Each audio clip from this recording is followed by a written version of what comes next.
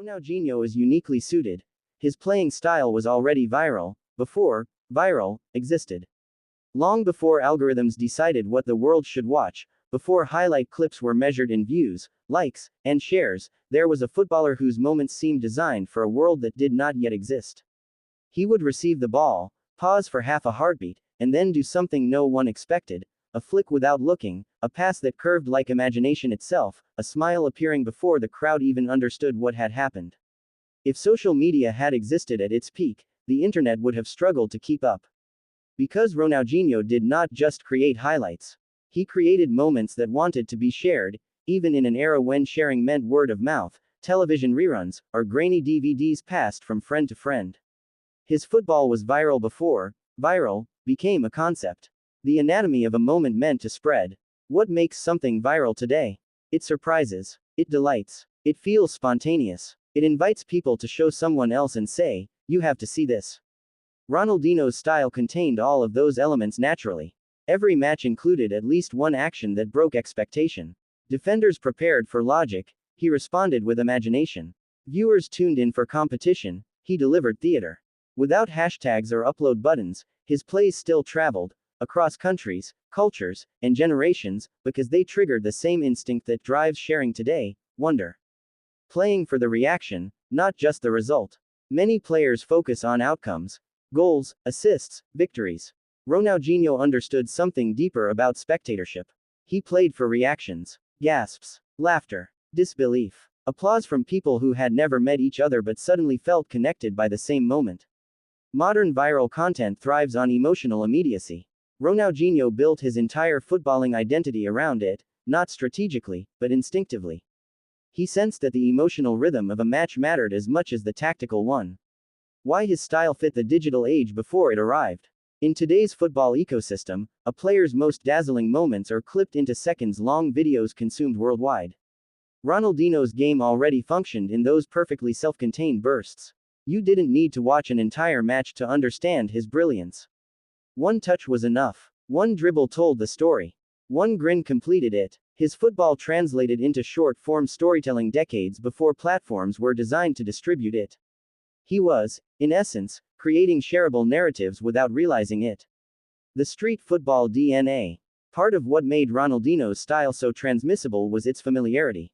His moves felt rooted in informal games played in streets and open spaces, where creativity mattered more than structure. That origin made his brilliance feel relatable, even when executed at the highest level. When audiences saw him perform, they didn't just admire the action, they recognized its spirit. It reminded them of games they had played, tricks they had tried, or ideas they had imagined. That recognition made his moments easy to retell and reenact, spreading organically long before digital amplification.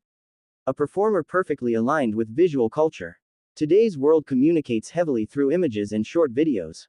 Ronaldinho's football was inherently visual, expressive enough to be understood without commentary or explanation. You didn't need analysis to appreciate what he did. You needed eyes. That universality allowed his highlights to cross language barriers effortlessly. A spectacular move required no translation, making it ideal for a globally connected future that had not yet arrived. The era of DVDs, telecasts, and word-of-mouth virality. Before instant uploads, fans circulated his magic through slower but no less passionate channels. Recorded matches replayed endlessly. Highlight compilations shared among friends. Conversations that began with, "Did you see what he did?" These analog forms of sharing mimicked what social media would later automate. The difference was speed, not impact.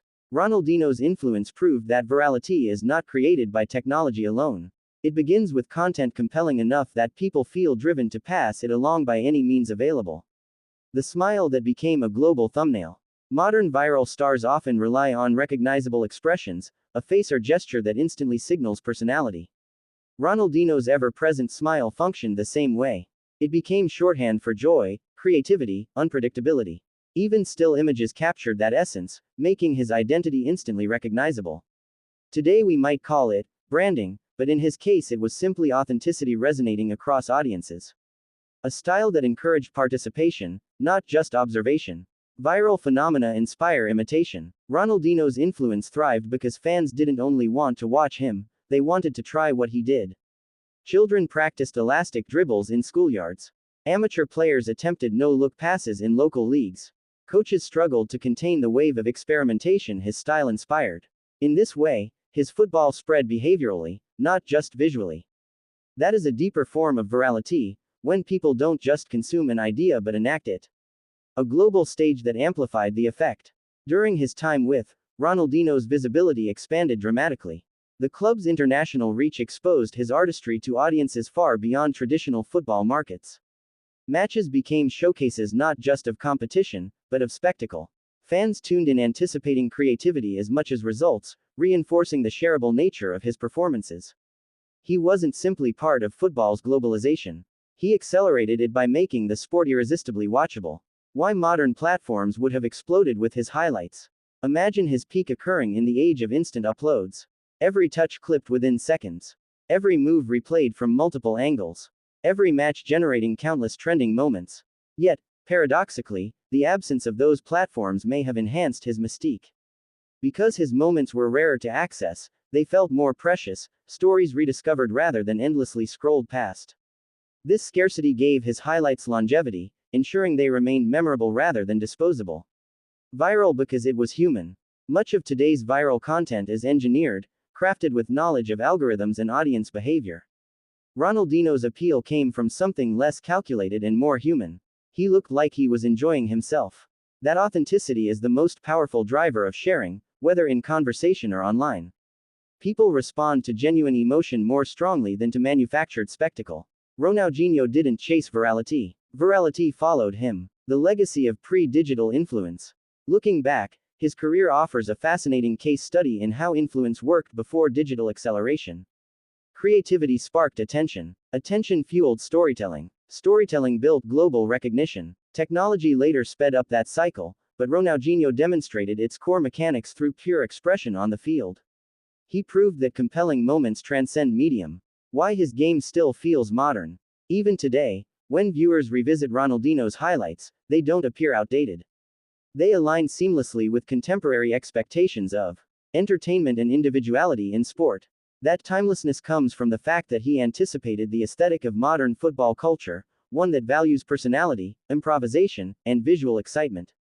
He was not adapting to trends. He was foreshadowing them. A player who matched the rhythm of a future world.